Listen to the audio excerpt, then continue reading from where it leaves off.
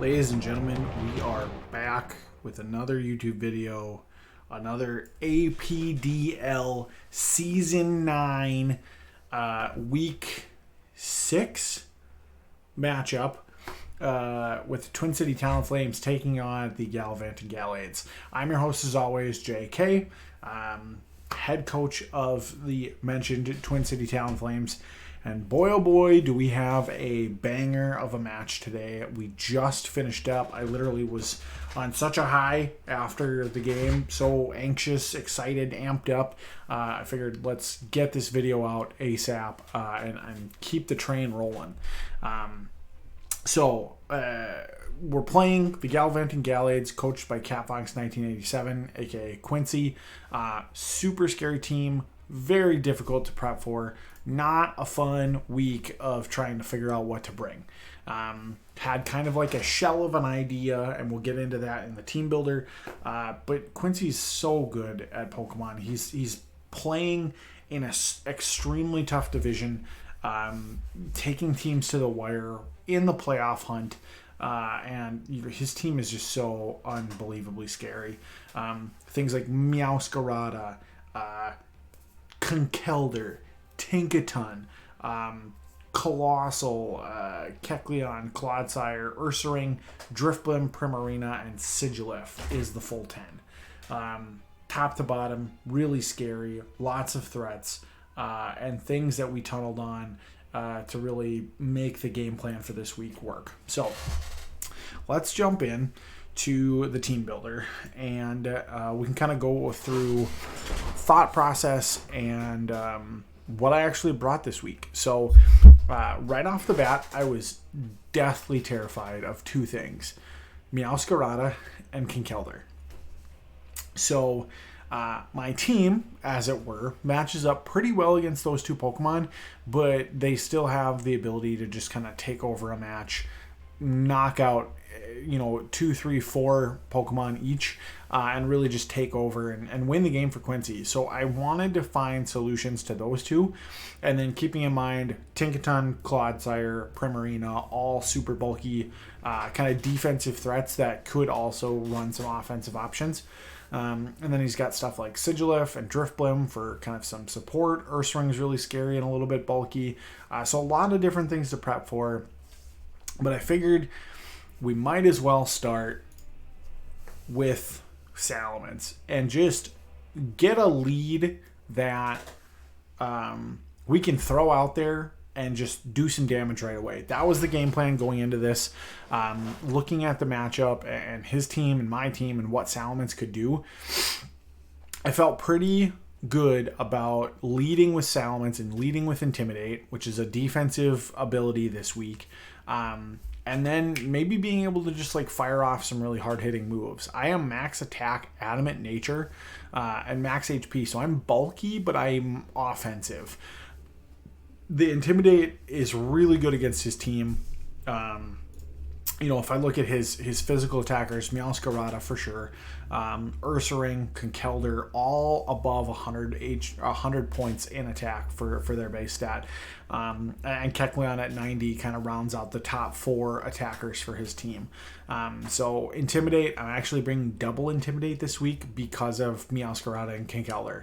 And Tinkaton packs a punch for only having 75 attack. So I want to make sure that I have answers to his big physical threats, and that starts with Salamence, but we're kind of running an offensive stat distribution, offensive move set, kind of a utility for an item. We're rocking a Lumberry just so that I don't get paralyzed, I don't get burned, and I have kind of that second chance should the statuses come into play. So the moveset, Earthquake, super effective against a lot of his team. Dual Wing Beat is my best stab move in this matchup. He's got a couple of fairy types, so dragon type moves are kind of meh. But Dual Wing Beat's pretty cool. Thunderfang actually hits a couple of his Pokemon for super effective damage and is nice, especially after we get a Dragon Dance under our belt. So after one D-Dance, I should be faster than just about everything on his team, barring a Scarf. And I'm going to just confirm that real quickly because I actually have the calcs in front of me. And Meowscarada is the fastest thing on his team. After one, I am faster than the Meowscarada. So after one Dragon Dance, we can start firing off attacks. And as long as nothing on his team is scarfed, we should be okay. Actually, hold on. This is, Adamant max speed. I'm 9 points faster. If he's Jolly max speed, we're not faster, but then he's not doing as much damage to me, and it's a better matchup for me in the end, regardless. So Salamence is really there to lead off, hopefully scare something out and get a free Dragon Dance off, or just like fire a dual wing beat off into a Meowscarada immediately and try and get the lead on turn one. So that's who we're planning on starting the game. The potential for just kind of like a big Salamence sweep is always there, but we have to have contingency plans, right? So, that can't be the only offensive plan.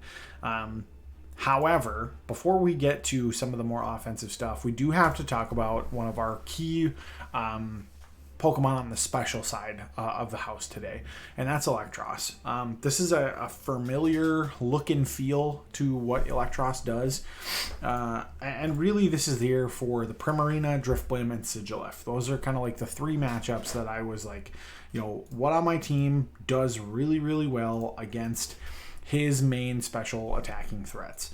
Tinkaton, I was looking at special defensive column, but Sigilyph is 103 base attack, Drifblim is 90, Primarina is 126. So those three Pokemon, I wanted a good answer, and Eelektross is perfect for that. Discharge and Giga Drain do great for paralyzing, stab, move, getting some sustainability against stuff like Primarina, and getting some health back.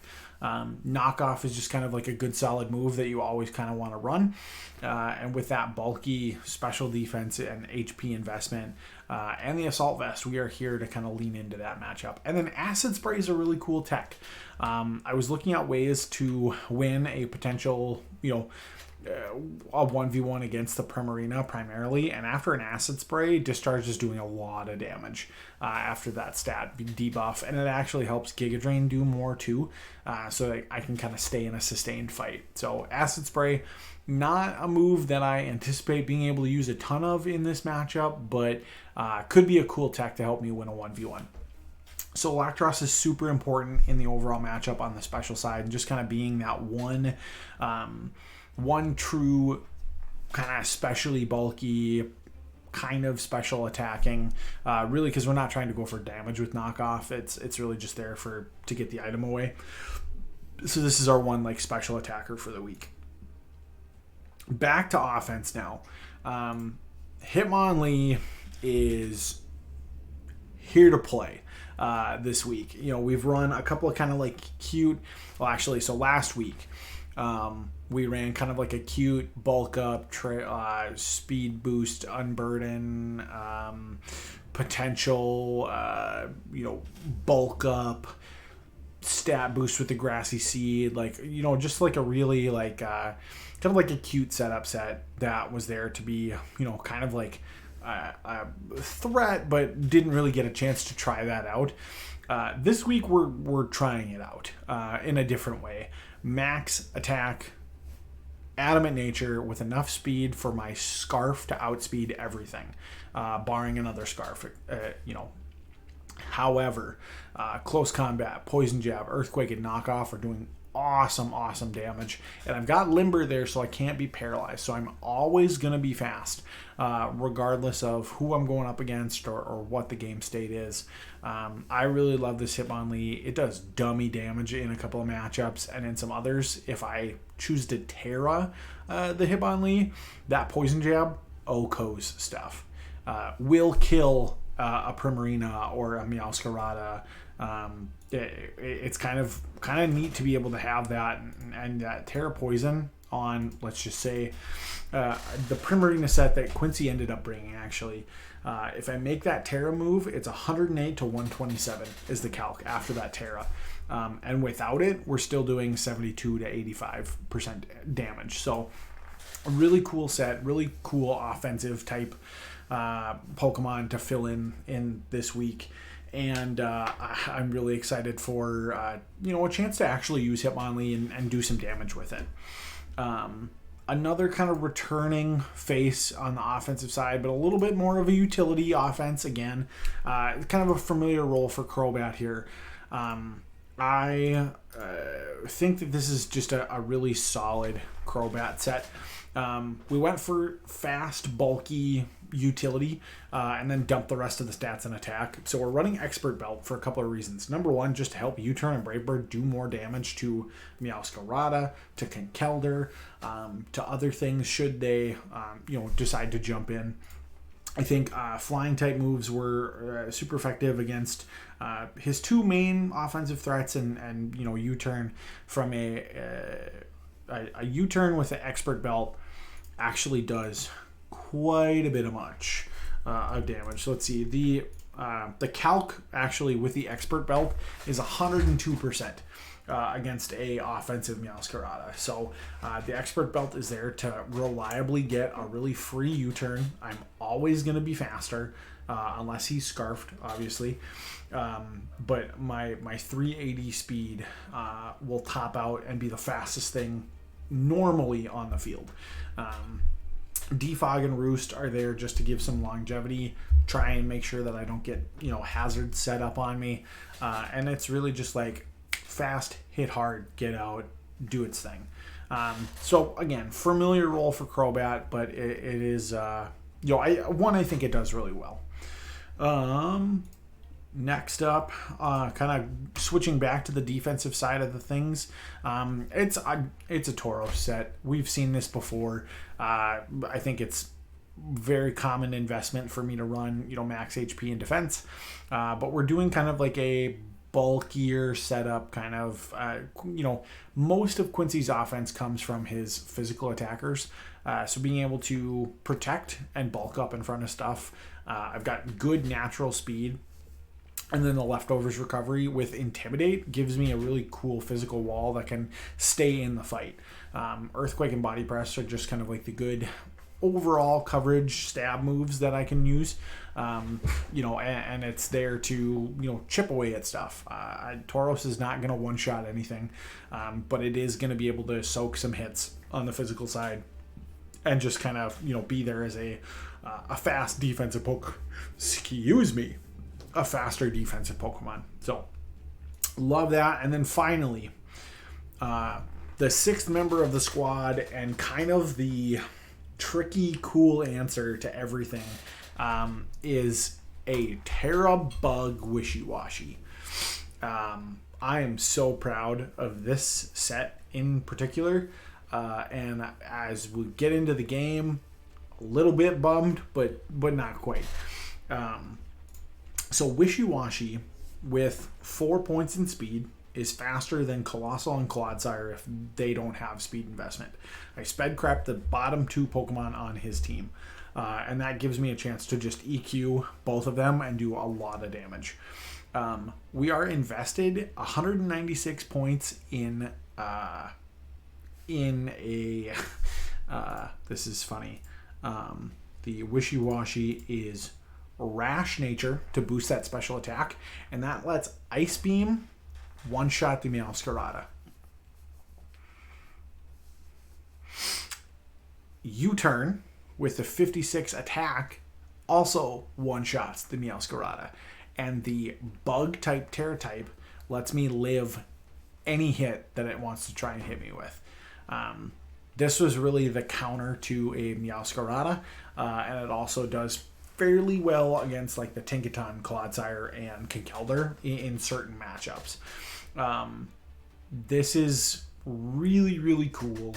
The Rest Lumberry is there for longevity, so I can't get Toxic stalled out, and I can continually recover that HP, keep my schooling ability active, and then Lumberry's there just to make sure that like I don't get parried or I don't get Toxic. I have like a free turn if he tries to status me. So that's the Wishiwashi. I'm super excited to use it. I think it's a really cool set. It's bulky, it hits hard, and with that investment, it's got some really cool usability against his flying types, against his grass type, and can sit in on a number of threats, take some damage, and dish it out as well. So that's the Wishiwashi. It's been cool to be it, have it back in the lineup. It's kind of sat on the bench for most of the season, but it's back and ready to play. So let's get into the game. That's enough of team builder shenanigans.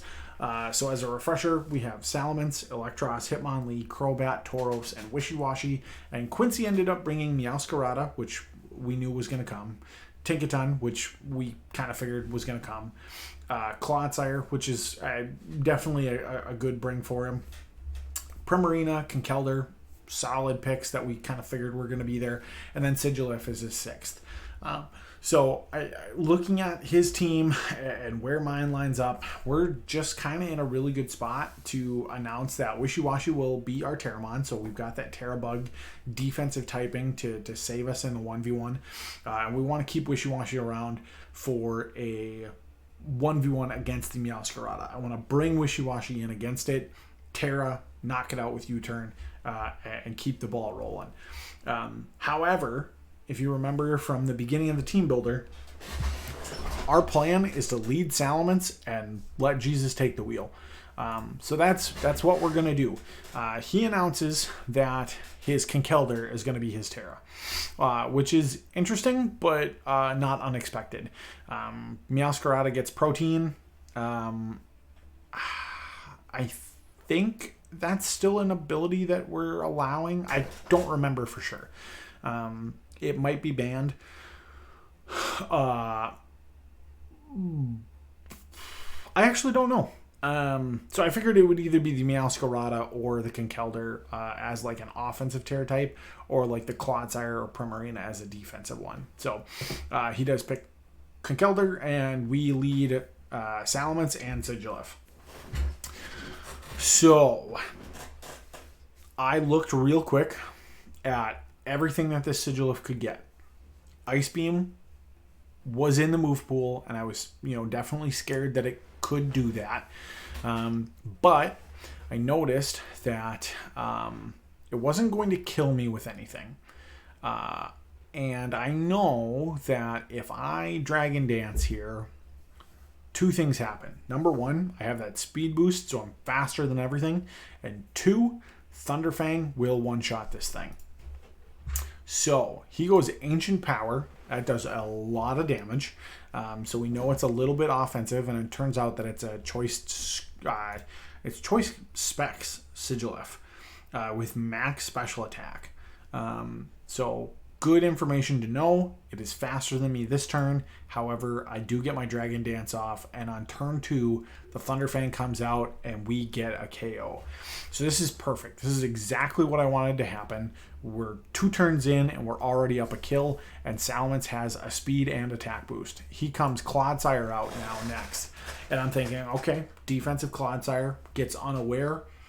What on my team has a better matchup than a Salamence at this point in time? And I'm looking, and I keep coming back to, Earthquake from Salamence is a 2-shot. Does like 46 to 52 or somewhere around that range. So it's like a pretty reliable 2-hit kill. And it's something that I feel like, okay, what is the Clodsire going to do to me in return, right? Like his, the Clodsire's attack is 75, and the move pool has some rock type moves in it. So if it's defensive invested and it's going to go for like a Stone Edge or a Rock Slide or something like that, I'm just going to have to take it and pray that I don't die, and just fire off as much damage as I can, and then I can go into Hitmonlee or Tauros or somebody else that can kind of clean this up. So the writing is kind of on the wall here for the Salamence, and I'm just going to click Earthquake. It's the best shot I have. It turns out that this Clodsire is not unaware, and it is Water Absorb, and we pick up another kill. So 3 turns in, and we're up 6-4, and then the Conkeldurr comes out. And this is spooky, right? I don't know what Terra type it's going to be. Maybe it'll be, something to avoid, like I don't know.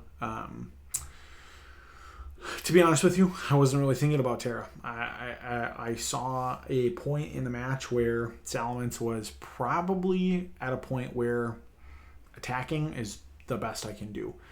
And I saw a kill and kind of got a little fast on the trigger, and I clicked dual wing beat here. And he ends up mock punching me after Terra rocking, which is really important for now and for later.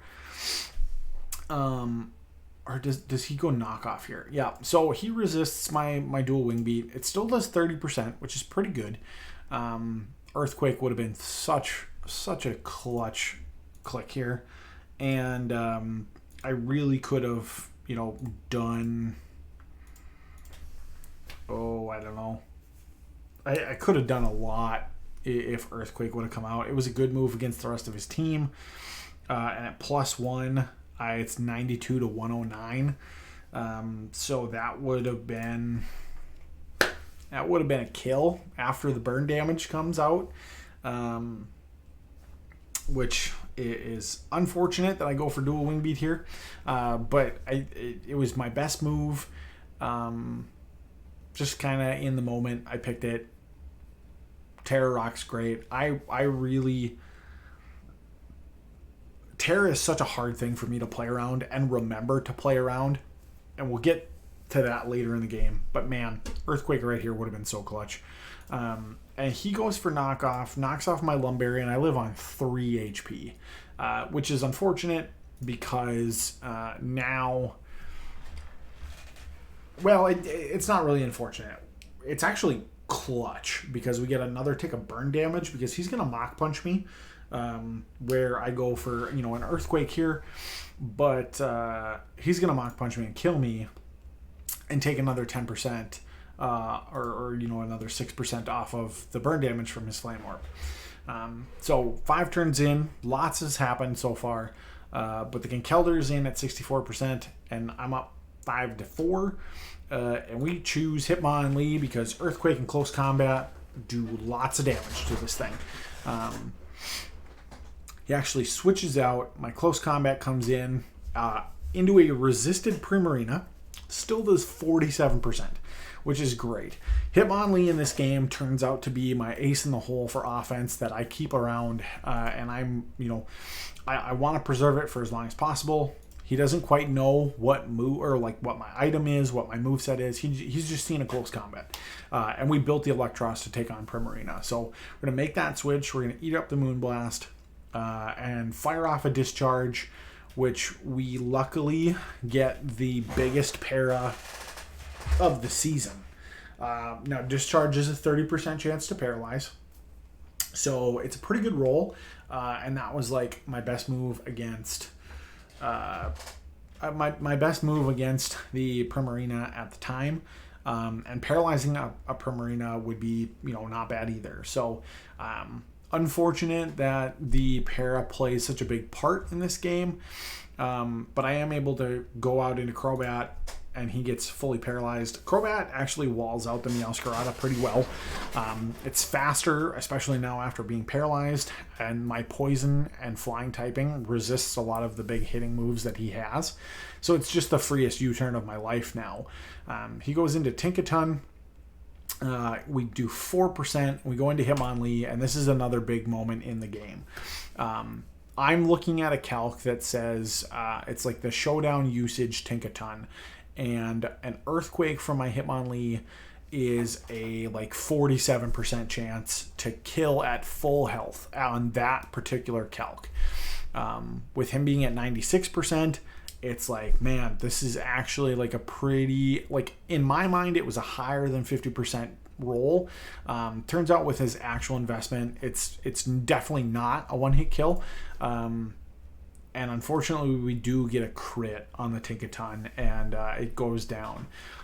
The actual roll, if I bring that up for you guys right now, the actual roll is 69 to 82.5. And his play rough is 97 to 115. So we're playing with fire. hitting the earthquake button, but it was really like kind of in the moment. It looked like it was a higher than 50% chance to kill. I've got stuff in the back that can kind of clean this up. We're getting into a point where I'm thinking, okay, Hitmonlee is really important. Crobat could be, a good option for a couple of his things too. The Tauros, the longer this game goes, the less important it's going to be. And then the Wishiwashi is like my ace in the hole. I need to save that for as long as possible. So we go for it. We get the crit. I'm so sorry, Quincy. Hacks in this game was on my side for sure. He goes into Prim. Again, I don't want to lose Hitmonlee. It's really important for me. We go into the Eelektross and we take a Scald. We do get burned, but it's not the end of the world. We're just going to go for Giga Drain damage. At that point, I'm just like, well, I'm going to go for a Giga Drain, kind of get the Prim down a little bit more, and then like a Discharge to try and get the kill. Goes into Meowscarada, and we switch out into Tauros to get the Intimidate drop. And just kind of play it safe in that regard. He gets fully paralyzed, which is really unfortunate. Goes out into Prim to take the body slam, or the body press, excuse me. That was like a pretty safe shot for me to potentially kill the Meowscarada. I think, what was the 67%? What was the calc there? So the Tauros against the Meowscarada. Body press is 107 to 126. So was playing for the kill. He makes a good swap. Play this turn out again. The Prim comes in, takes the body press, and it is in a spot where another body press will kill this thing. And I still don't know really anything about the Primarina, although it has Moonblast and Scald. No idea what item it is. Don't know how fast it is. But if there's no speed investment, and I was looking at defensive Primarina calcs, Tauros is faster than a defensive Pokemon on the Prim side. So instead of going out into Eelektross, I'm going to roll the dice, so to speak, and try and go for the kill with my Tauros that should be faster. But it turns out the Primarina does have some speed investment. Turns out it's actually scarfed, and the Tauros does go down here. Not a huge loss. We've got answers for Meowscarada and Kinkeldr, but the Tauros going down does hurt for differential when I probably could have just switched into Eelektross and saved stuff, that way. But that's okay. We're fine. It's still 4-3. We come in, clean up a nice poison jab kill with the Hitmonlee before swapping out, and this is where I just kind of sacked the Eelektross. I don't need it anymore. I wanted a safer switch in, and this is kind of where I get tunnel vision. Again, me playing around Terra has been an issue this season. I see Kinkeldr against a Crobat. I see Brave Bird nuking this thing. Except for that little rock type thing right there. I throw away the Crobat. Total misplay. Brave Bird does nothing, and Rock Slide kills me.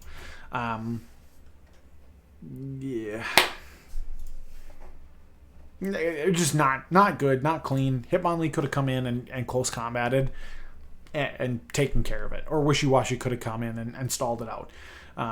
Mach Punch does a lot of damage. Close combat will pick up the kill. And then the Meowscarada comes in, doesn't have Sucker Punch. Close combat ends up getting the other kill. And Hitmonlee goes to 4-0 this week, which is great. And we do pick up a 2-0 win against the Galavanting Gallades in a high anxiety, high stress, super important game for my seeding and Quincy's playoff life. And we do come out on top. We play this game 4 extra times, and it's probably a coin toss either way. Quincy is a phenomenal Pokemon player, and I think played extremely well on his side. I played pretty poorly, actually. There are a couple mistakes in there that could have given me, a 4-0 potentially, or at least a 3-0. But we do come away with the safe 2-0 victory. We do stay in the driver's seat. We're still winning. We're still at getting into playoff shape. And I think next week is going to be really important. So let's actually look at standings and my final week here.